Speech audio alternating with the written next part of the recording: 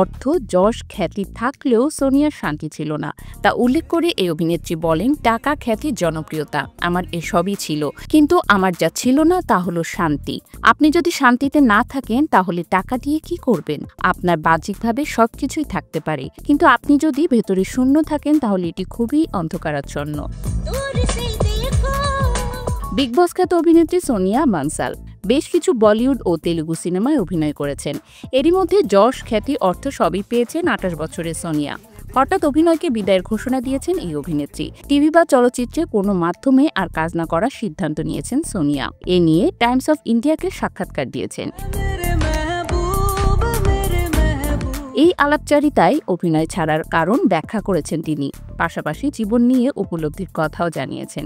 সোনিয়া বানসাল বলেন, আমরা অন্যদের জন্য সবকিছু করতে এতটাই ব্যস্ত যে নিজেদের ভুলেই যাই। আমি উপলব্ধি করতে পেরেছি আমরা সত্যিকারের উদ্দেশ্য কি তা জানি না। নিখুঁত হওয়া, প্রাসঙ্গিক থাকা এবং আরও বেশি অর্থ উপার্জনের এই দৌড়ে নিজেকে হারিয়ে ফেলেছি। এই ইন্ডাস্ট্রি আমাকে স্বীকৃতি দিয়েছে, কিন্তু স্থিরতা দেয়নি, আমাকে প্রাণ ভরে শ্বাস নিতে দেয়নি। আমি আর ভান করে বাঁচতে চাই না।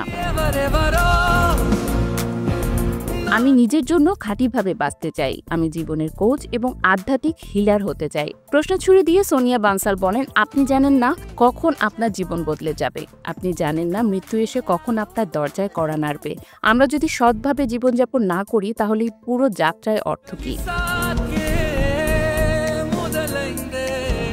নটি গ্যাং সিনেমার মাধ্যমে বলিউডে অভিষেক ঘটে সোনিয়ার। ২০১৯ সালে মুক্তি পায় এটি। ২ বছরের বিরতি নিয়ে ডুবকি সিনেমায় অভিনয় করেন।